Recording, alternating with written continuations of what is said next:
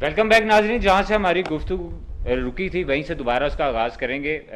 इस वक्त हमें पीपल्स पार्टी के जो सीनियर रहनुमा सईद इब्रार शाह साहब, उन्होंने भी हमें ज्वाइन किया। सर बहुत शुक्रिया आपका भी कि आप प्रोग्राम में तशरीफ़ लेकर आए। इनसे भी बात करेंगे। इससे पहले जो बलक साहब से बात हो रही थी, कोसा साहब से, वही उनसे बात दोबारा करेंगे।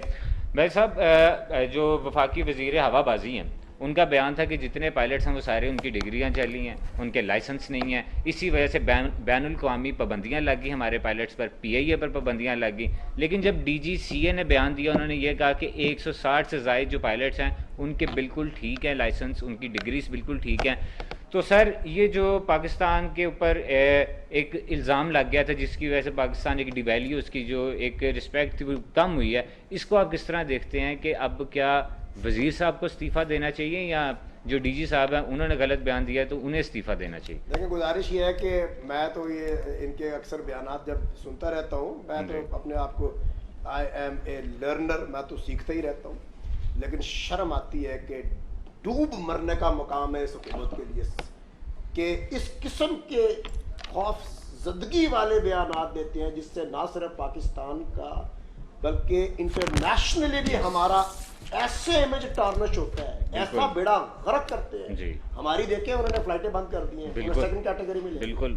तो ये सारे का सारा जो कसूर है ये मिनिस्टर साहब का। तो इसका मिनिस्टर हाल क्या साहब की केस जो होना मेरा चाहिए? ख्याल है उनकी जबान पे, मेरा ख्याल है प्राइम मिनिस्टर साहब को कुछ चाहिए, कोई स्पेशल ताला ला के रखें। जिस तरह बुज़दार साहब की जबान तभी खुलती है जब पीछे से हुक्म आता है, तो मेरा ख्याल है इन वजीर साहब के साथ भी यही करना चाहिए।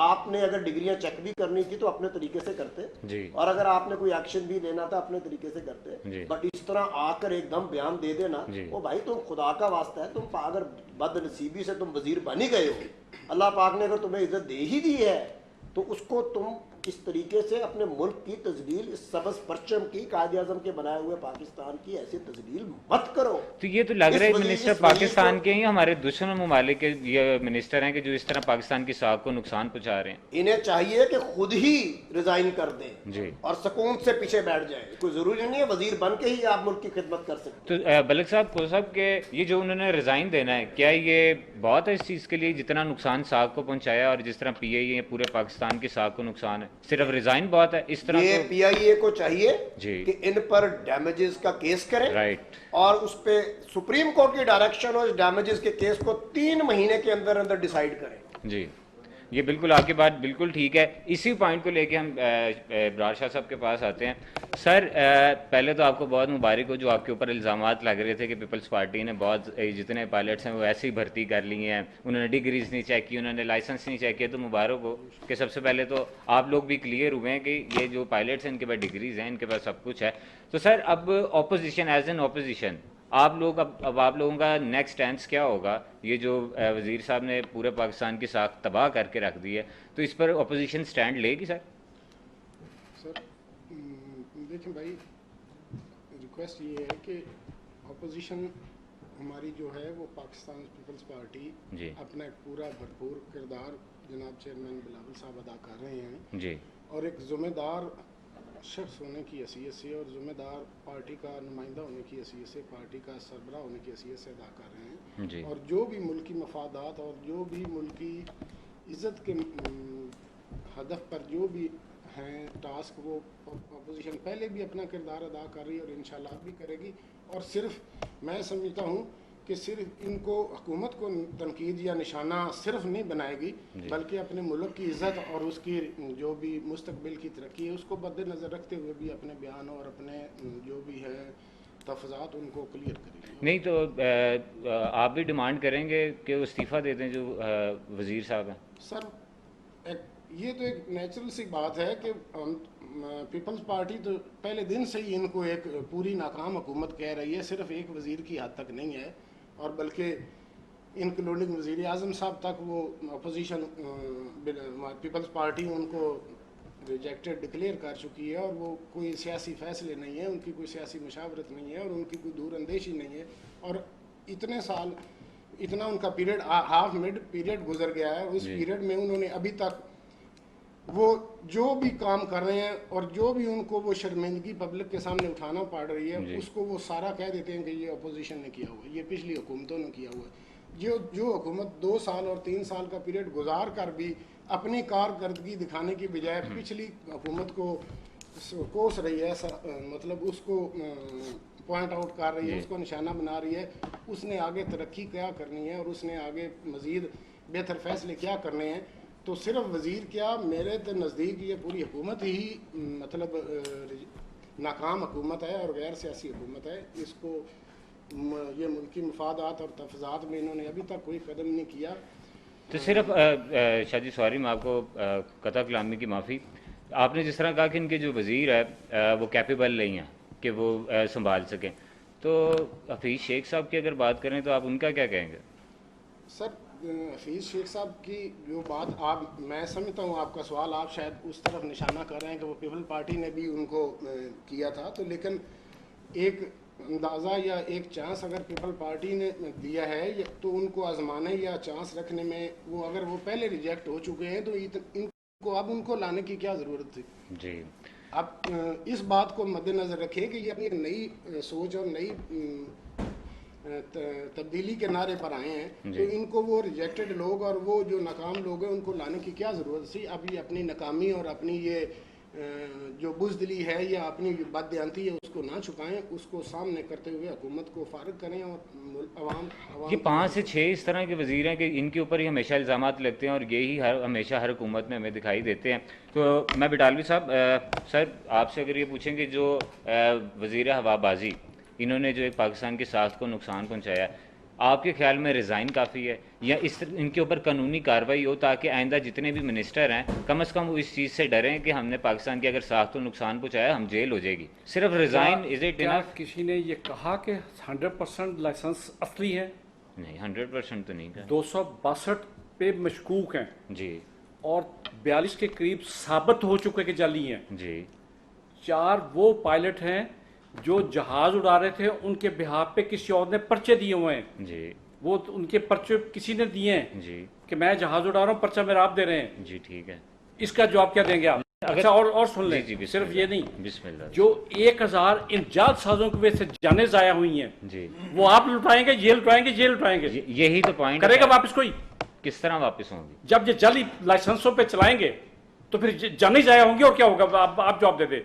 और दूसरा सुन लें, जी, जी, बिस्मिल्लाह। एक जहाज के लिए तकरीबन 130 से 135 बंदे चाहिए होती हैं। जी, इन लोगों ने 550 बंदे भर्ती किए हुए एक एक जहाज के लिए। जी, वो किसके खाते में? इनकी जेब से गया, वो जी, आपकी कौम की जेब से जा रहा है। जी, और वो नुकसान के स्टील मिल का क्या हाल है? जी, 5 साल से स्टील मिल बंद है, जी, 9000 बंदे को तनख्वाहें मिल रही हैं, जी, और अब वो पैकेज देके 24-24 लाख देके उनसे जान छुड़ाना चाह रहे हैं। ये कह रहे हैं नहीं जी उन्हें तनख्वाहें देते जाओ, जी, जैसे इनकी जेब से जा रही हूं। जी, कौम का कोई नुकसान नहीं हो रहा उससे। जी, तो मेरे भाई पाकिस्तान का सोचा करें, जमात का नहीं।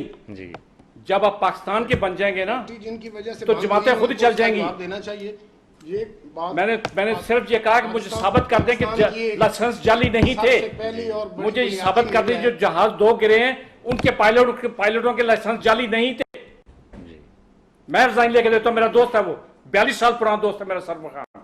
मैं जाता हूँ रिजाइन लेके देता हूँ, आप साबित कर दें वो 2 लाइसेंस जाली नहीं थे। तो 2 लाइसेंस क्या करते हैं अब? 2 खाली नहीं जी, 262 मशकूक थे जी, 40 जाली साबित हो चुके हैं, बाकी की इंक्वायरी हो रही है। नहीं तो इंक्वायरी से पहले अगर बयान दे देना ये ठीक है। इंक्वायरी पाकिस्तान की टीम नहीं कर रही जी, बिल्कुल। इस्लामाबाद में एक एजेंसी है इंटरनेशनल, इंक्वायरी वो कर रही है। जी, बिल्कुल। इसमें किसी का कोई अमल दखल नहीं है। नहीं बिरादरी साहब, सिर्फ मेरा सवाल ये है कि अगर ये इंक्वायरी हो जाए उसके बाद बयान दिया जाता है। आपकी बात को आगे बढ़ाऊं, जी, ठीक जी, है, जी। और जो है उसमें एक ऐड कर दूं, जी, ये बिल्कुल ठीक है अगर किसी का लाइसेंस जाली है, चाहे वो वकालत से मुंसलिक है, चाहे वो जुडिशरी से मुंसलिक है, चाहे वो सहाफत से मुंसलिक है, चाहे किसी इदारे से जी, मुंसलिक है, अगर तो उसकी डिग्री जाली है। जी। देखिए कानून ये जिसने कहता है, भर्ती किया उसको फांसी लगाए, कानून ये कहता है, जिसने रिकमेंड किया उसको फांसी लगाए। साहब कानून बिल्कुल ये आपकी कहता बात है, ठीक है। मैं कह रहा हूं, रिजाइन 1000 बंदे मरे, उसका कौन जिम्मेवार है? कानून ये कहता है कि पहले इंक्वायरी कर ले, इन्वेस्टिगेशन करवाएं, इन्वेस्टिगेशन इंक्वायरी कराएं, इंक्वायरी के बाद अगर जेली आते हैं जी। तो फिर मिनिस्टर साहब बयान दे, और he is questionable for that. Sir, इस इंक्वायरी तरह करके तमाशा लगा देना। कोसा साहब, That inquiry is not inquiry report मैं ला देता हूं वो आपको। बिटाली साहब, एक एजेंसी है, इंटरनेशनल एजेंसी, जी। इस्लामाबाद बेस्ड है, जी, उन्होंने इंक्वायरी की। अगले ये चाहे तो मैं अगले यहाँ रिपोर्ट ला के रख देता हूँ। जी, जिन्होंने बताया कि इतने जाली हैं और इतने मशकूक हैं। गुजारिश ये है कि उनके खिलाफ कानूनी कार्रवाई करें। आपके पास फॉर्म मौजूद है, नैब लेकिन पे भेजें। सारे भर्ती किया, उन्हें फांसी क्यों ना लगाएं? जिनकी वजह से 1000 बंदा मरा है। बिडालवी साहब, क्लियर ना उसे जाली तो नहीं ना क्लियर हो चुका है, उनकी फाइलों पर लिखा हो किस किस ने रिकमेंड किया हुआ है। नहीं बिडालवी साहब, अगर क्या बात करते हैं आप? अगर 4 बंदे गलत है तो क्या सारों को गलत कह देना चाहिए? इसी वजह से हमारी उसने सारों को कहा ही नहीं, एक बात उसने ये कहा है कि कि 262 जिसने- मशकूक हैं, जी 40 जाली साबित हो चुके हैं। जी और कल का बयान है जो रिपीट हुआ जी। कि 4 बंदे पायलट वो हैं जिनके इम्तिहान ही किसी और ने दिए हैं। जी। अब इससे बड़ा जुल्म क्या हो सकता है? वो किसने भर्ती किया उन्हें? लेकिन कई सियासतदान, जी जी सर, शाहजी मैं आप बताएं। कहता हूं कि भाई एक भी अगर गलत बंदा भर्ती हुआ है तो जिससे कराया उसको फांसी दे पहले। अदब से अर्ज है कि 1000 बंदे का कत्ल किसके जिम्मे है? लेकिन सर सियासतदान ही कहते हैं डिग्री होती है, जैली हो या सही हो। उनके पास तो फिर इस तरह तो ना यही कहते करें हैं ना। इस तरह तो ना उनके करें। पास सारे वो सारे इंक्वायरी कर सियासतदान सकते हैं, कहते हैं ऐसे ना उनके करें। पास हैं, वो उनकी आप लोग इंक्वायरी मानते कब है मेरे भाई? आप कब इंक्वायरी मानते वैसे मैं हैं? कुछ- सरे महल भी आपका नहीं था, आप मान- बाद में निकल आया आप बिका मान भी। लें कि हम वो इंक्वायरी हीरो का तक हार भी पहुंच आपका नहीं था, आप- वो भी निकल आया बिका भी। आप मान लें कि आप हम मानते हैं इंक्वायरी कभी? कर नहीं सकते, फिर नाकाम है। नहीं आप शाहजी आप बताएं कि ये जो आप पर इल्जामात लग रहे हैं पीपल्स पार्टी पर कि आप लोगों ने ये सारे जैली सर, हम तो इससे- सर ये किस तरह होते हैं सर, जैली हम बगैर इसमें डिग्री के कोई कैसे रियायत पायलट लेते- बन जाते हम हैं? इसमें कोई रियायत लेते नहीं इसी भाई। उनके जो इम्तिहान मेरे किसी और ने मोहतरम भाई दिए हुए बात कर रहे हैं, हैं। इससे साबित होते हैं। हम जी। वो अभी जहाज ये- उड़ा रहे हैं, जहाज में है वो। अभी डाउटफुल कह रहे हैं, कोई रिजेक्टेड कह रहे हैं, मुझे तो अभी इनके बचपने की समझ नहीं आई। जी, जी। ये बात खुल कर करें, फाइनल एंड पर जाकर करें कि ये बात हम इस फाइनल हद तक पहुंच गए, उसकी तय तक जाए। वो किस दौर में भर्ती हुए हैं, उनको किस इदारे इन में दोनों भर्ती दौरों में किया भर्ती हुए हैं। और हाँ। किस आपके बोर्ड दौर ने- में, नवाज शरीफ के दौर में। किस बोर्ड ने उन्होंने भर्ती किया है। मैं जहां तक 2 साल में कोई बंदा भर्ती नहीं हुआ PAE में। पायलट का जो भर्ती का रिक्रूटमेंट का सिलसिला है, उसमें ना कोई सियासी इंटरफेरेंस अभी तक कहीं नजर आई है और ना ही कहीं होती है। और अगर होती अच्छा, है तो आप लतीफ़ा उसकी सुन तफ्तीश लो, मैं कराएं। enjoy आप साहब करूंगा। इख्तियार हैं, आप उनको सजा दें। जी नहीं बल्कि वो जरदारी साहब ने बड़ी अच्छी बात की थी कि जो पीपल्स पार्टी ने आज तक करप्शन किया, अगर उसे पकड़ना है तो आप अभी शेख साहब को पकड़ लें, वो सब कुछ बता देंगे कि करप्शन कहाँ पर की थी कहाँ पर नहीं की थी। तो इससे अगर हम नेक्स्ट पर भी चलते हैं तो कल नाजरीन कुछ दिन पहले काउंसिल की तरफ से रसाई मांगी गई कलभूषण।